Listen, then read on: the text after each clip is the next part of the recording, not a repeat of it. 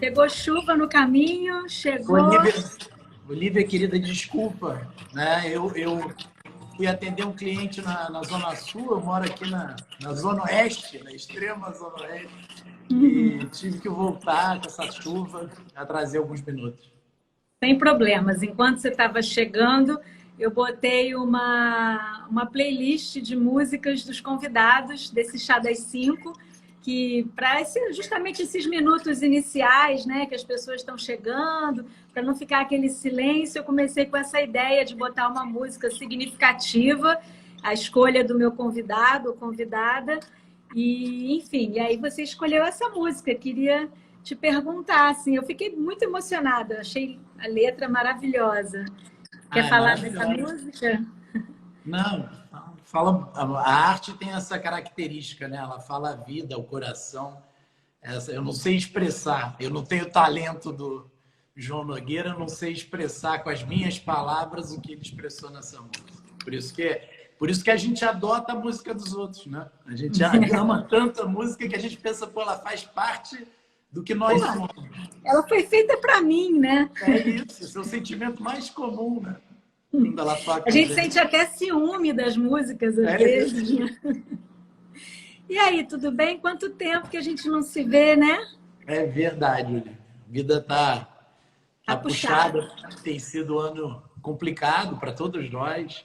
E eu tenho me desdobrado com família, escritório, Brasília, Rio, né? E tem sido um período de muito aprendizado, de muita dificuldade, mas também de muito aprendizado, de ouvir muitas pessoas, de conhecer muita gente. E é sempre um prazer te encontrar, sabe? Que eu sou seu admirador, seu fã, né? Tenho falado mais do que nunca, né, em solucionar conflitos fora do judiciário. Você é a grande referência minha nessa área e é um prazer sempre te encontrar. Que bom, fico muito feliz também de você ter aceito, encontrado um espaço na sua agenda, que eu sei que é muito apertada, para tomar esse chá. A proposta, eu vou te chamar de Felipe, tá? Porque, assim, hoje eu assisti uma live sua mais cedo e vi tanta formalidade. Claro, eu entendo, mas aqui entre nós, eu até coloquei na chamada que somos colegas de faculdade. Você foi meu veterano. Quando você estava, né, saindo, que fique claro, chegando, né, Olivia? Que fique claro. Que são duas gerações distintas. Bem distintas. Mas você, desde a faculdade, já sobressaía, né? As pessoas falavam da boa aluna que você era, e eu lembro muito vivamente disso. E nos encontramos ali pelo Centro Acadêmico de Direito, pelo CAEL, pelo DCE da PUC. Como seria bom, né? Contei uma história para o meu cliente agora no almoço, que eu disse que eu estava no primeira semana, segunda semana de aula na PUC, o Tepedino, que é um grande professor, foi lá e provocou a turma, disse: participem do centro acadêmico, da vida estudantil. Você imagina, logo depois da Constituição, eu sou bem mais antigo que você. Eu e Dani entramos na faculdade em março de 92, né? Há um tempo. E aí o Tepedino me fez uma provocação, só 3 alunos aqui na história fez para mim não, para o auditório. Só 3 alunos na história da Faculdade de Direito foram presidentes do CAEL e do DCE. Vou deixar assim, foi Hugo Napoleão, Carlos Alberto Direito e eu. Falei, pô, isso que eu quero ser. Eu quero. Aí, agora estou desafiado. E a faculdade, não é porque nós dois somos filhos de lá, mudou minha vida, né? Foi o que me possibilitou encontrar minha vocação. Eu era meio perdido antes de chegar à faculdade de Direito, não me encaixava nos lugares, e a faculdade foi tanto que foram 5, 6 anos, e a sensação que eu tenho que foram os mais importantes da minha vida.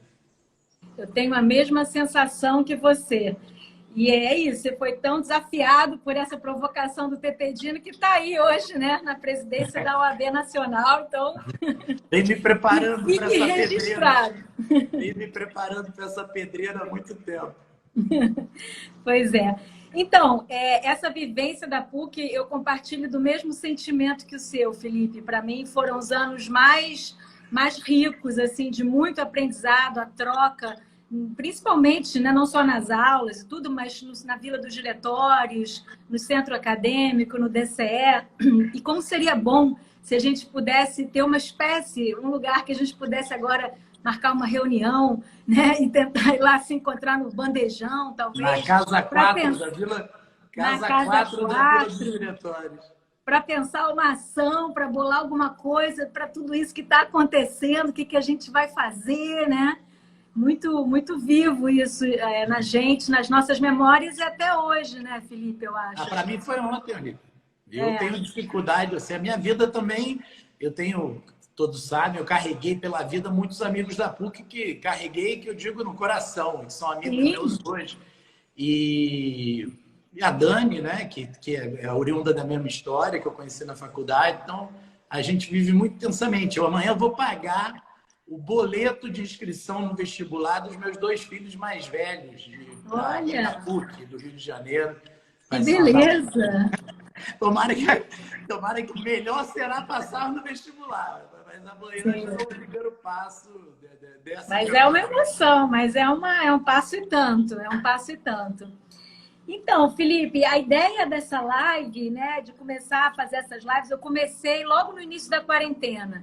Assim que a gente começou com essa coisa de ficar confinado, eu comecei a ouvir alguns colegas, alguns advogados da minha área, né, do direito de família, que é quem eu estou acompanhando mais.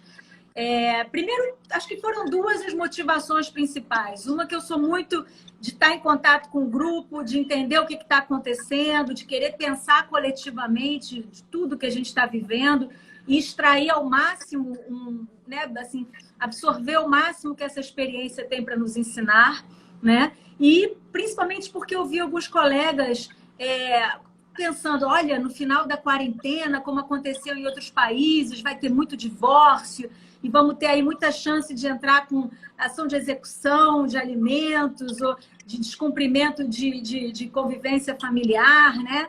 E tudo mais. E aí isso me deu um arrepio na espinha, né? Porque a gente tem que trabalhar desde já como advogados, a gente tem que, como agentes de pacificação social, desde já, durante o confinamento, estimular os nossos clientes a celebrar acordos provisórios para acomodar uma situação de exceção, enfim, e não ficar ansiando, aguardando pelo fim, pela onda de processos, logo trabalho, que a gente teria no final desse período.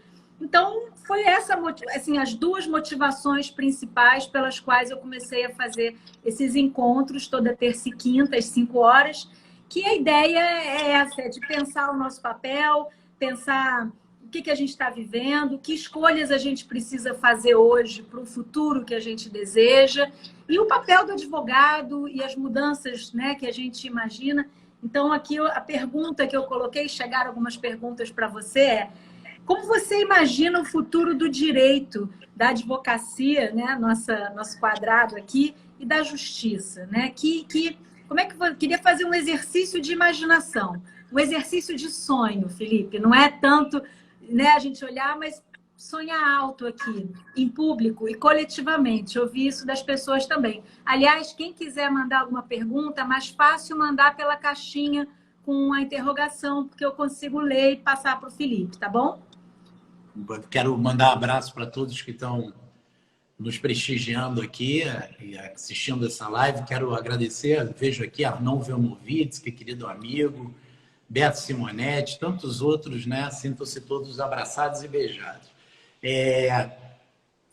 Primeiro, eu acho que nós estamos no meio de um processo que não tem o distanciamento histórico necessário para uma análise mais acurada. Eu tenho a tese que daqui a 2 anos nós vamos lembrar como é que sobrevivemos a 2020, tomara 121 mil de nós não sobreviveram, né?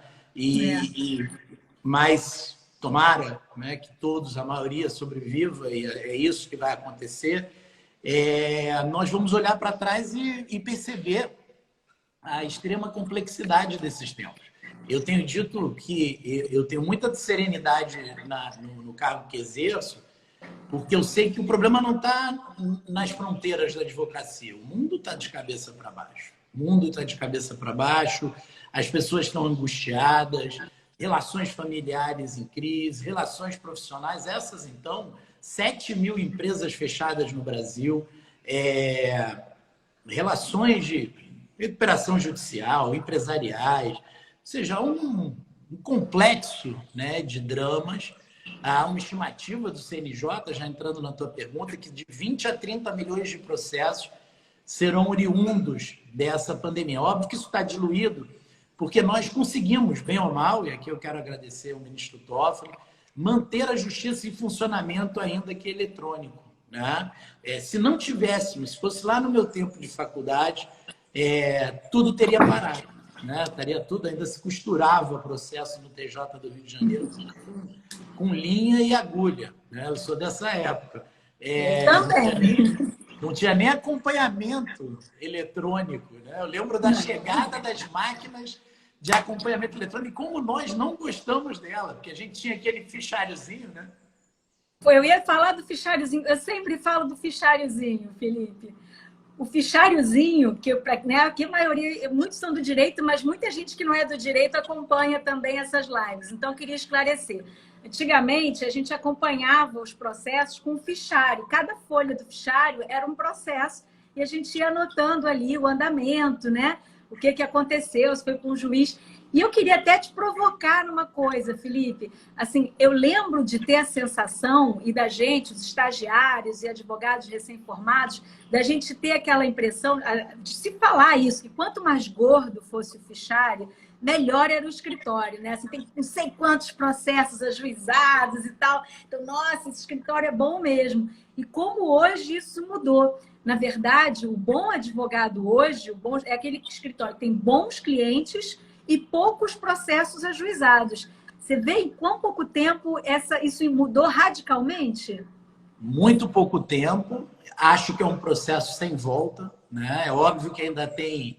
Eu estou hoje me colocando muito em outra geração, mas tudo bem. Assim, a minha geração, eu e a Dani, fomos criados por litígio. Advogar com sucesso para a gente, eu me orgulho. Eu já recebi 100 mil procurações, mais de 100 mil procurações na minha carreira.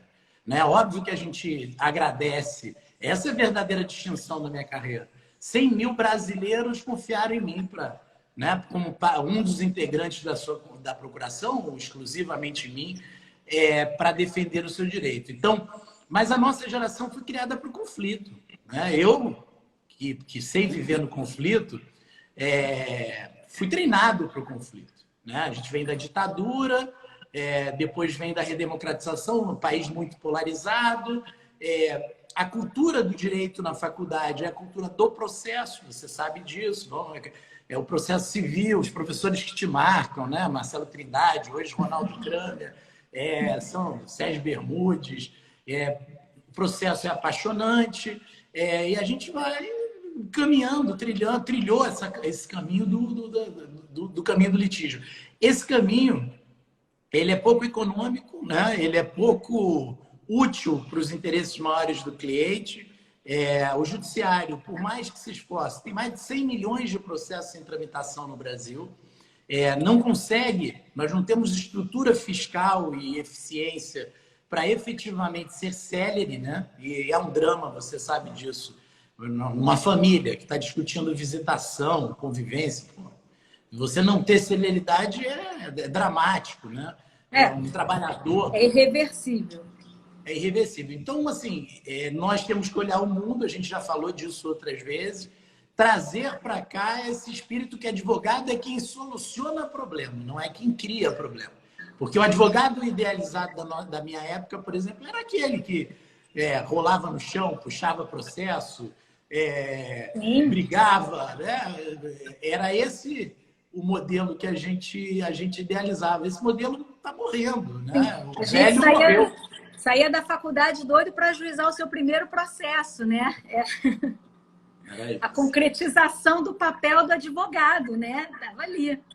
Na primeira inicial. Exato, né? Uma emoção e tudo. E você sabe que, assim, como você falou, isso está morrendo, isso está mudando. Eu acho que continua existindo, vai sempre existir. Não significa que isso vá sumir, não é para sumir. Mas acho que hoje o que a gente vive é uma ampliação dessas possibilidades. Então, dessa ideia do advogado, como você colocou muito bem, cada vez mais como um resolvedor de problemas e não somente como um ajuizador de processos. Ele é mais do que isso, né? Isso é uma coisa que a gente fala muito. Ele é um agente de pacificação social e, para isso, ele dispõe de muitas ferramentas, né? E aí estão os métodos extrajudiciais, os métodos consensuais e outros, né? Que agora, cada vez mais, a gente está incorporando na nossa cultura. Então, é muito importante falar isso, que não se está jogando fora, não se está deixando para trás, mas se está ampliando, né? Abrindo para novas possibilidades.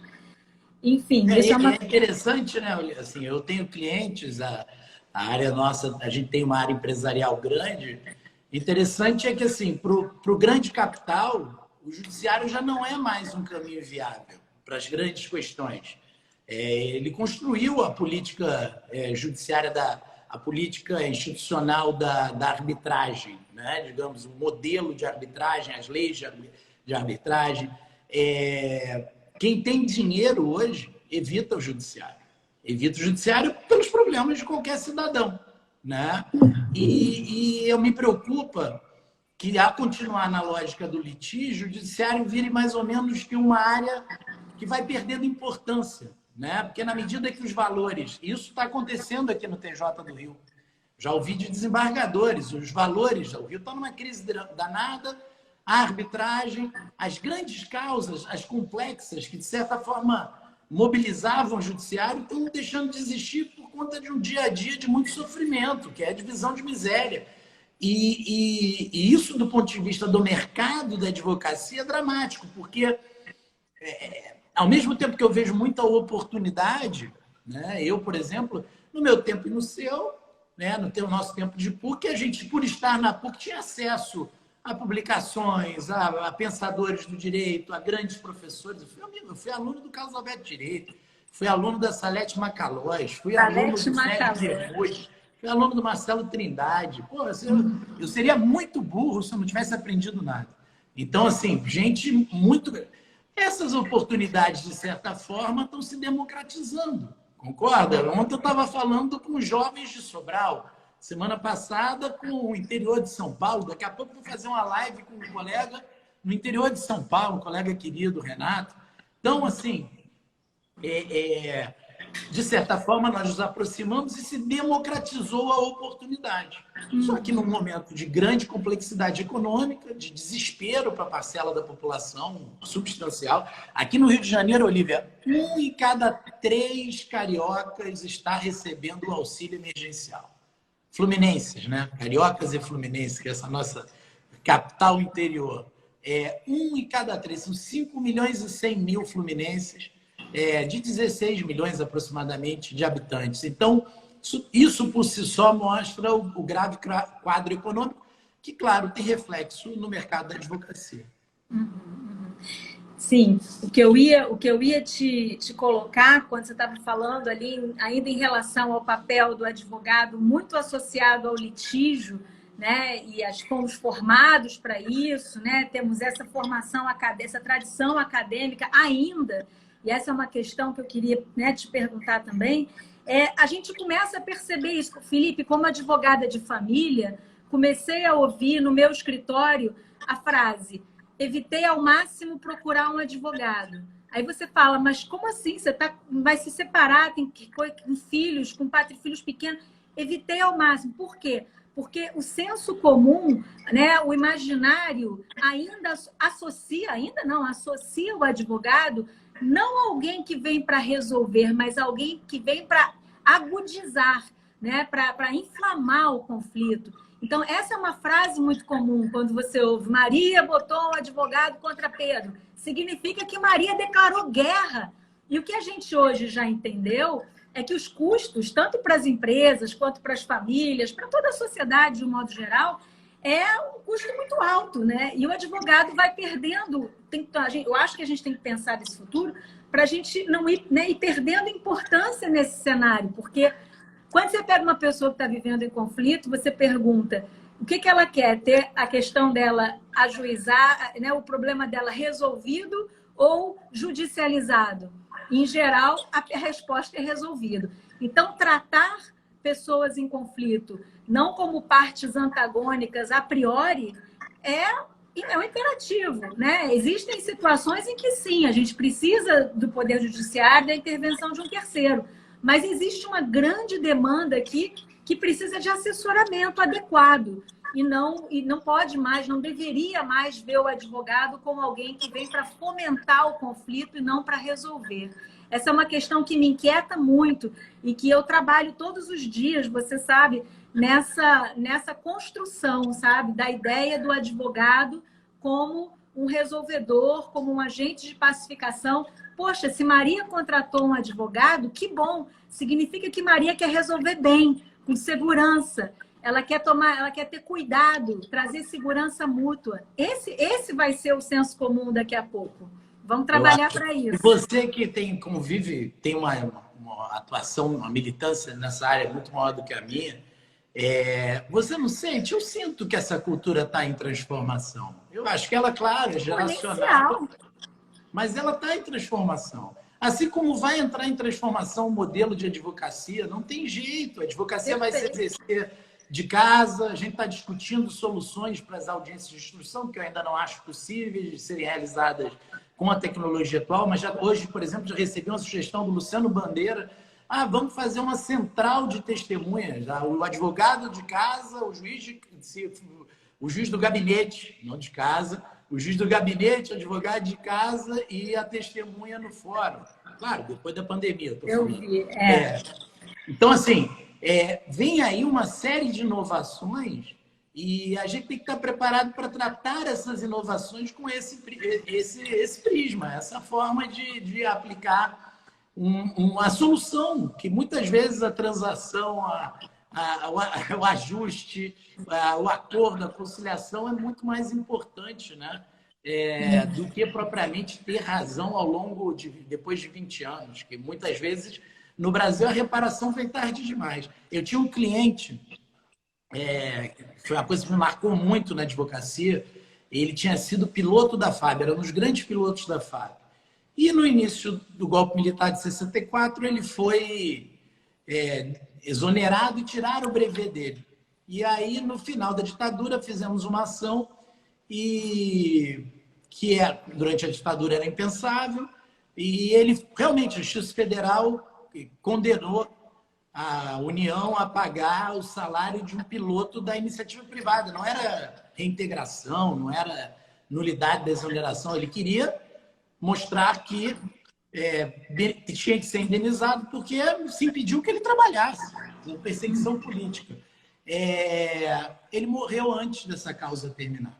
E só quem é advogado sabe essa frustração. Eu vivi um dia desse com uma colega nossa da tua área de família, o drama do juiz não receber. Ela foi aqui numa comarca do Rio de Janeiro, na véspera de um carnaval, desesperada com a mãe, preocupada com a visitação do pai, porque o pai não estava bem, e o pai se matou e matou as crianças naquele fim de semana. E o juiz não atendeu. O juiz não atendeu. Claro, não estou culpando o juiz por essa tragédia. Sim. Mas eu tenho certeza que se ele tivesse atendido aquela pessoa, aquela advogada, que é a porta-voz daquele sofrimento, ele teria deferido. Ele teria deferido o que ela vinha pedindo, porque eram muitos os elementos. E a tragédia se deu. Quer dizer, esse é o drama da justiça. Quando ela é morosa, quando ela é plena, ela faz muita infelicidade, ela traz muita infelicidade à sociedade. Não, sem dúvida nenhuma. Acho que questões assim... Desculpa, Lívia. O pessoal está perguntando do exame de ordem. Eu entendo, Eu ia abrir para você isso já. Até vou até te fazer um pedido, mas vai lá, quer responder o pessoal? Não, é só para dizer que eu já falei isso hoje de manhã, está em todos os blogs, daqui a pouco está subindo uma nota na página da OAB. Nós conseguimos achar, acho que agora ajustamos, vai haver a prova na primeira quinzena de dezembro, ainda não acertamos o dia exatamente, estamos vendo. Facultativa. Quem não quiser, quem optar com distanciamento, laudos médicos, mostrando que há segurança mínima, né, exigida para esses tempos de distanciamento, mas aquele que, por exemplo, por uma comorbidade, por uma doença, por um medo absolutamente compreensível da doença, terá automaticamente a sua inscrição para a segunda fase do próximo exame garantida. Então, o assunto está resolvido, acabou de ser publicado aqui, o Wagner está me ajudando. 6/12, Wagner a Michele está mais atualizada do que eu. Obrigada. Eu vi que o pessoal está perguntando muito. Vamos voltar, daqui a pouco a gente fala de novo disso. Enfim, vamos seguir para a gente... A ideia dessas lives, Felipe, até comentei, elas ficam salvas, tá? Depois no YouTube, passam por uma leve edição só para tirar uma trava e depois ficam com acesso livre. E eu acho que a gente tem que aproveitar essa oportunidade de conversa para deixar alguma coisa registrada e que as pessoas possam voltar. Até quis falar mais disso para ela não ficar datada, né? Uma coisa de agora, para daqui a 6 meses ela continuar sendo interessante e importante para toda a comunidade jurídica, tá? Então, até queria aproveitar e pegar esse gancho do exame de ordem e te perguntar uma coisa. Vamos lá, você foi o primeiro presidente de OAB do Brasil a criar uma comissão especial de práticas colaborativas. Nós dois fomos premiados na mesma edição do Prêmio Novari, então é muito legal isso, né?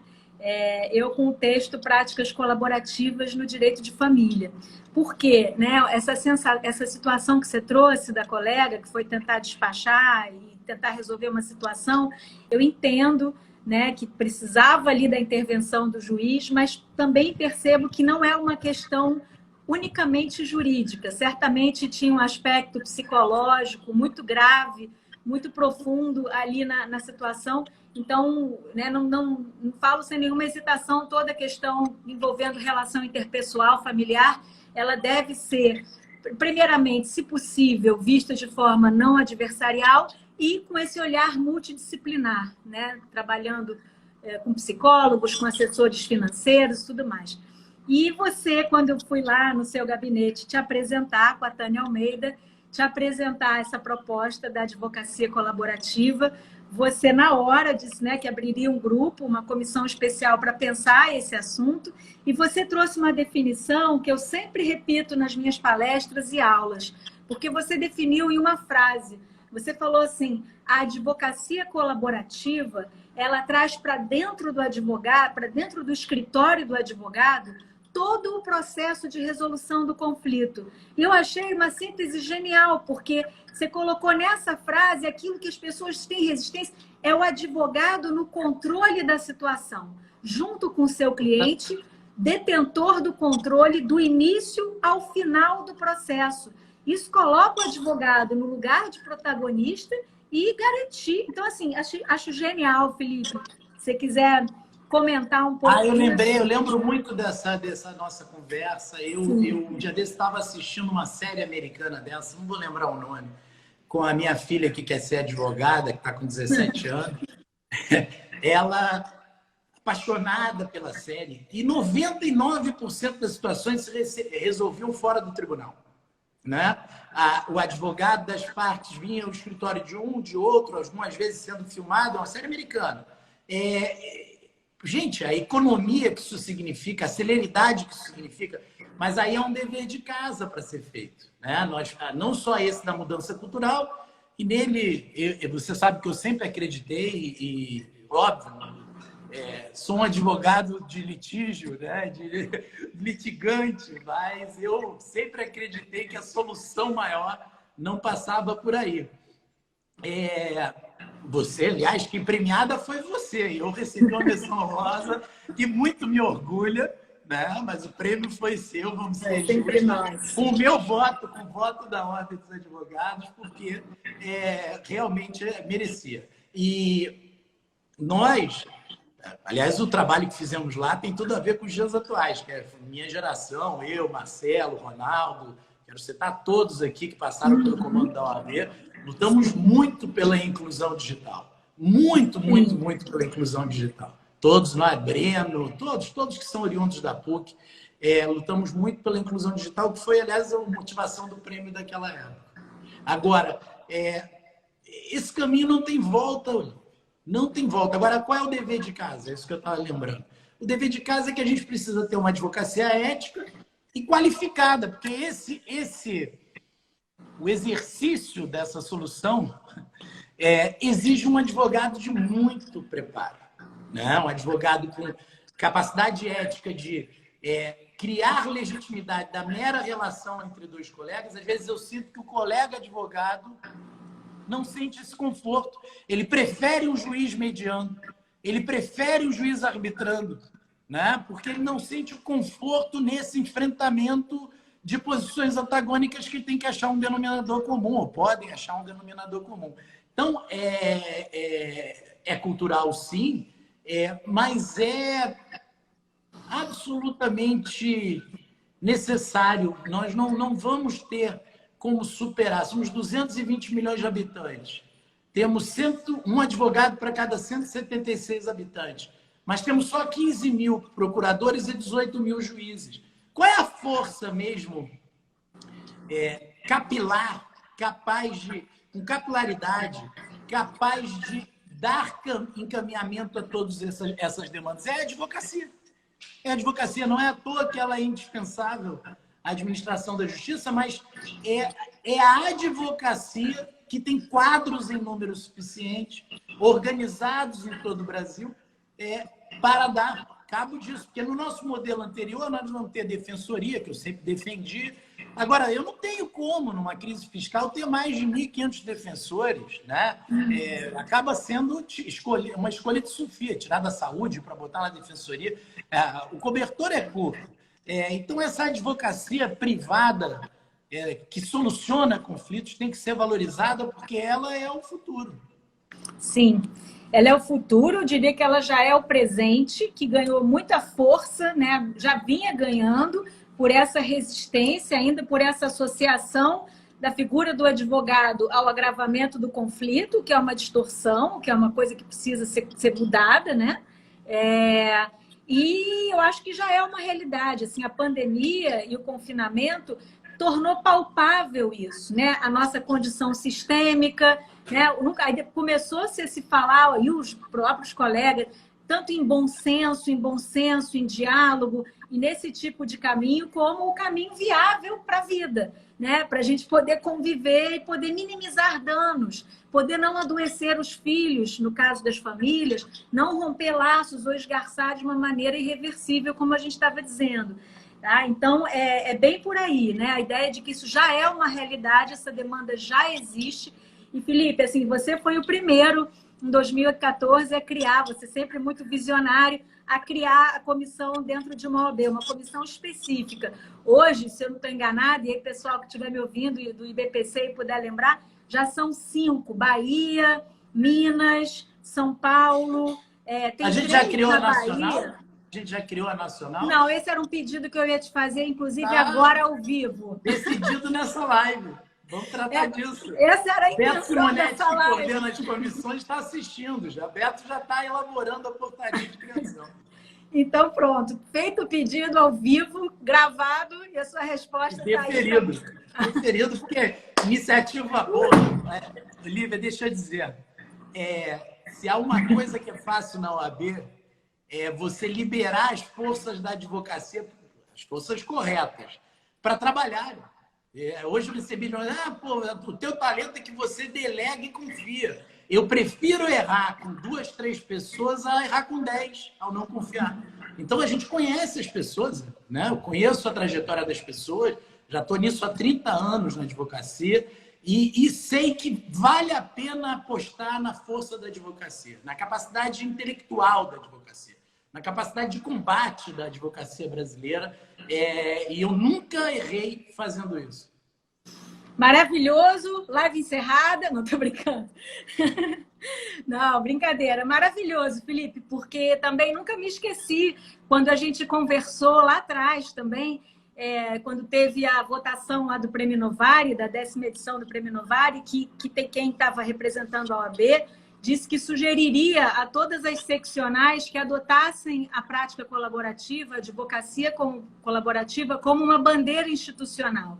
E isso é muito importante, né? Acho muito importante para a cultura da advocacia, para a pacificação da sociedade, para o advogado começar também a rever o seu papel e a incorporar novas ferramentas, não jogar nada fora, mas a ampliar, né, o seu instrumental para lidar com a complexidade dos novos tempos, né, com a complexidade dos conflitos que estão aí precisando de muita criatividade, de muito bom senso e muito diálogo, e diminuir essa polarização que não está levando a gente muito para frente, muito adiante. Aí, já que você está assim me dando essa cancha toda, eu vou até aproveitar, e já que o tema aqui é o exame de ordem, já vamos começar a pensar em propostas, já nessa comissão nacional, de incluir na grade, né, do currículo um conteúdo mais extenso que fale de negociação, da abordagem colaborativa do direito e o melhor, incluir no exame de ordem. Aí é um sonho. Aí eu posso, né, o dia que tiver no exame de ordem questões que envolvam negociação, abordagem colaborativa, Felipe, a gente dança uma valsa. Legal. O problema do exame de ordem é que ele tem que ser repensado mesmo, a estrutura dele, né? Eu acho que essa pressão tecnológica que vai existir agora vai baixar o custo, por exemplo, dele ser feito à distância, né? Como já acontece nos Estados Unidos em algumas universidades. E nós aí vamos ter mais possibilidade de ter questionários maiores, né? O grande drama hoje é que é mais um cobertor curto. 4 questões de uma coisa, você tira 2, fica uma, e a gente tem aí um direito cada vez com mais áreas interessantes. Eu digo sempre, no escritório de advocacia, quando eu me formei, tinha 20 áreas. Hoje há escritório no Brasil com 100 áreas. Áreas de trabalho, de atuação. Há escritório no Brasil com quase 100 áreas.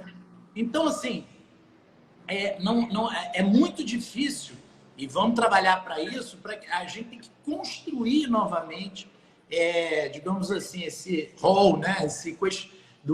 Das nossas questões do exame de ordem, para aprimorar o exame. Acho esse um grande desafio que deve ser feito. Acho que a comissão pode colaborar muito. Quero mandar um beijo aqui à minha prima minha e da Dani, então é minha prima, a Renata Guzmão, lá do nosso amado Pernambuco, que está assistindo. Muita gente querida assistindo, muito bom. Não, claro, eu entendo a sua colocação totalmente e acho que sim, acho que todo o sistema tem que ser repensado, né? Não só de educação, da formação do advogado, mas acho que toda a educação está sendo repensada e maneiras de ir conduzindo, de ir possibilitando que os advogados vão tendo uma formação mais específica para uma determinada área ou outra. Mas aí é um assunto para um outro encontro, uma outra live, é um assunto que a gente precisa se debruçar ainda, mas acho importante chegar lá de alguma maneira, de alguma forma. Deixa eu ver o que mais. Fiquei até desconcertada agora, fiquei tão emocionada que me fugiu aqui do meu roteiro. Já é uma live memorável. A gente conseguiu, juro para você, na loucura que é o Conselho Federal, senão eu já teria te ligado. Você vê que eu fiquei na dúvida, mas a gente já não criou? Né? Você vê que eu já teria te ligado há muito tempo. É a mesma situação, mas é claro que você, quando você foi no gabinete, eu e a Tânia te apresentamos, mas para você sempre foi muito claro. Então, vou aproveitar, assim, você já falou bastante sobre isso, a questão da tradição acadêmica e da resistência. A gente tem isso que continuar trabalhando, acho que está mudando exponencialmente. Em 2014, quando tivemos no seu gabinete, na OAB aqui do Rio, a gente estava num lugar e agora, em 2020, a gente está em outro lugar. O presidente da OAB de Nova Iguaçu está dizendo que eu sou do tempo do mimeógrafo. E pior, um abraço a Hilário Franklin, todos os presidentes de ordem. É que ele está com a razão. Ele está dizendo a verdade. Mesma provocação aqui, que também quero mandar um abraço para o nosso representante da advocacia, bravo representante da advocacia no CNJ, que também não é uma tarefa fácil, o Marcos Vinícius Rodrigues, a maior liderança nossa aí, jovem, que já presidiu a OAB do Acre e hoje nos representa brilhantemente no Conselho Federal. Maravilhoso. Muita gente muito boa, trabalhando muito bem, fazendo um trabalho muito, muito importante. Enfim, mas esqueci o que eu ia falar. Estava falando alguma coisa e me fugiu. Eu te interrompi. Agora não lembro. Se alguém lembrar, fala aí. Eu estava falando alguma coisa... As práticas colaborativas. Já lembrei. que a gente estava num lugar e hoje a gente está em outro completamente diferente em relação à cultura. Porque eu acho importante a gente trabalhar nisso, Felipe, porque outro dia até eu estava numa negociação colaborativa com advogados que tinham assinado um termo de não litigância e ficou um pouco tensa a conversa. E eu me lembro que a advogada, ela na hora, ela bateu na mesa e falou: olha, assim não dá, desse jeito eu vou ter que começar a advogar aqui. E eu achei engraçado, eu era mediadora do caso, paramos a reunião para discutir o que significa advogar. Porque ela sentia que, estando numa negociação, né, pautada na boa-fé, ali no bom senso, não sei o que era, ela, ou na prática colaborativa, no compromisso com o não litígio, ela não estava cumprindo o papel dela. Então, eu acho que é isso que a gente precisa ampliar na nossa cultura, no nosso imaginário, né? Qual é o papel do advogado, né? O papel do advogado ele é muito amplo, então ele engloba também a negociação, também ferramentas de diálogo, enfim, tudo isso que eu queria chamar a atenção para a importância da gente entender que é um processo. Mas isso nós temos que mudar também a relação. Vou falar aqui uma coisa que eu vejo: as relações internas na advocacia, né? O advogado se vê de uma forma, não estou falando todos que eu seria injusto, agora, muitos se enxergam meramente como concorrentes. Isso onde isso se expressa gravemente na questão de prerrogativas, né? Eu tenho dito e digo sempre no Conselho Federal que de quem eu não concordo é que eu vou defender com mais vontade ainda as prerrogativas, porque quando viola uma prerrogativa, eu atinjo toda a advocacia. Não adianta eu dizer, não gosto de fulano, alguma culpa ele tem no cartório, né? Não posso fazer esse papel. Já tem um grande Ministério Público aí, né? O meu papel é defesa de prerrogativas, claro, disciplinarmente, independentemente, a ordem toca os seus processos disciplinares e éticos, mas a entidade, como filosofia, tem que ter a defesa de prerrogativa, que nada mais é aplicada à área das práticas colaborativas do que a desconstrução de uma cultura, que é essa da advocacia concorrencial. Onde você leva vantagem, né? Lembra aquela propaganda do levar vantagem em tudo, que virou um pensamento, virou um marco? É a advocacia que trata o colega como um inimigo, alguém a ser vencido, a ser derrotado. Isso prejudica muito esse modelo que nós sonhamos de solução dos conflitos através desses métodos mais modernos. Perfeito, perfeito. Não, acho que sim, passa muito por isso, sem dúvida nenhuma. E a ideia é não trazer para a gente, né, para a relação profissional, ali a situação vivida, como a gente se enxergar desse jeito, né? Como concorrentes e sempre um querendo... A gente precisa do outro, né? A gente não brinca sozinho. A gente precisa sempre do colega, do outro, né? Então, quanto mais a gente conseguir estabelecer uma relação mais saudável... Eu digo sempre que eu tenho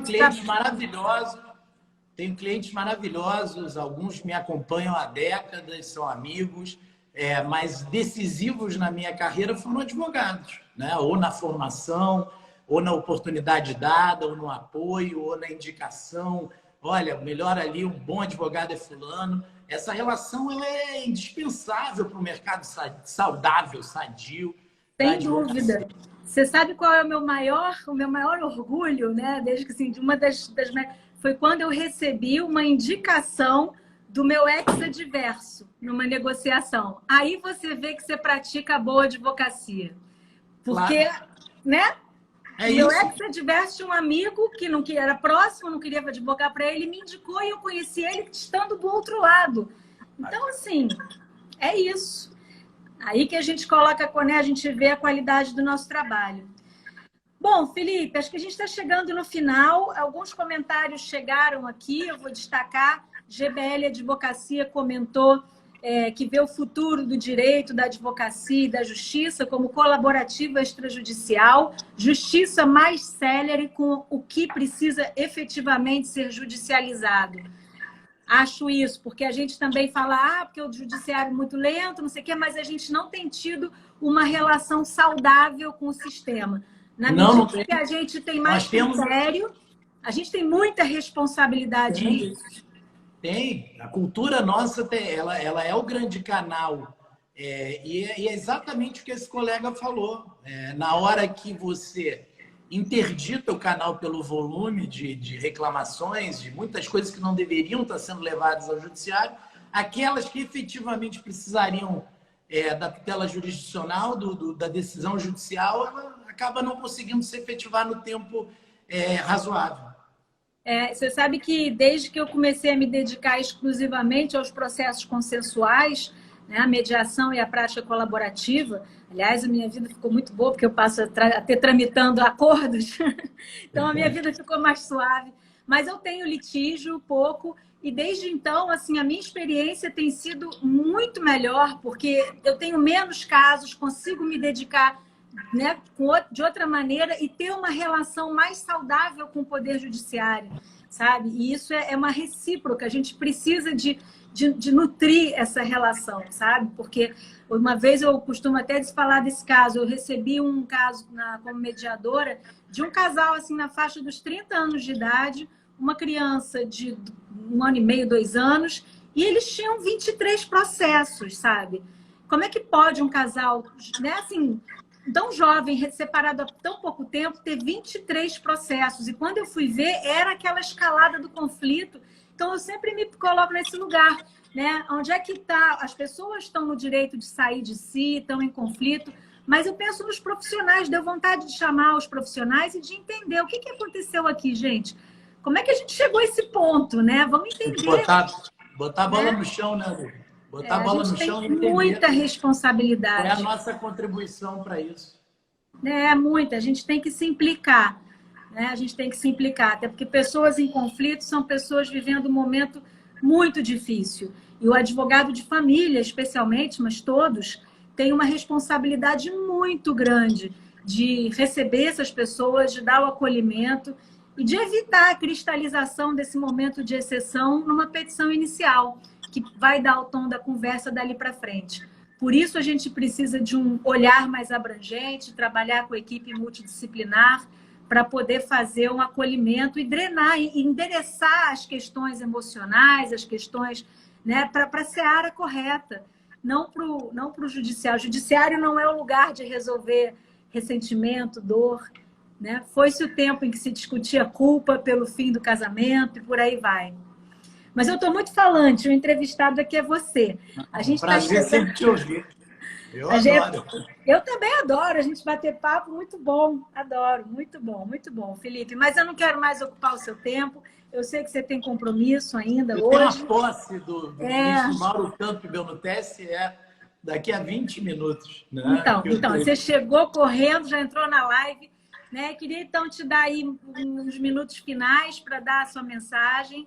Te agradecer muito, muito, muito por ter aceito o convite e, mais uma vez, ter acolhido, assim, de braços abertos, peito aberto, a proposta da prática colaborativa na nossa advocacia. Aliás, tem uma coisa na tua forma de agir, Olivia, que o colega acabou de falar aqui, falando em serenidade, né? Que onde há muito grito, não há solução, que é um trabalho técnico.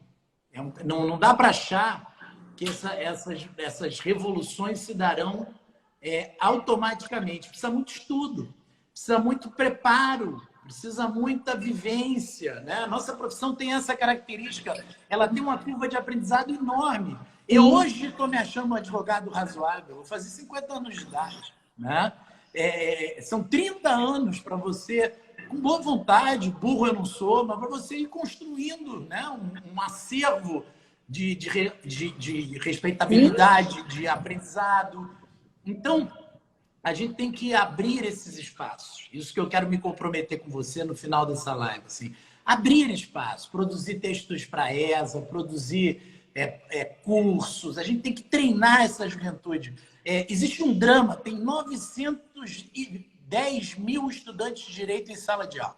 Para mim, isso é um drama, porque parte deles, substancial, sonha com concurso público que não virá. Na próxima década, não terá. Né? A situação fiscal do Brasil afasta qualquer chance de concurso público. E essas pessoas, elas precisam encontrar vocações, né? Elas precisam, com seriedade, com estudo. Então, eu estou muito satisfeito, nós atendemos milhares e milhares de advogados através dos cursos da ESA nessa pandemia. Eu tenho dito para as pessoas: estudem, porque todos nós precisamos estudar. Perfeito. Todos nós precisamos estudar.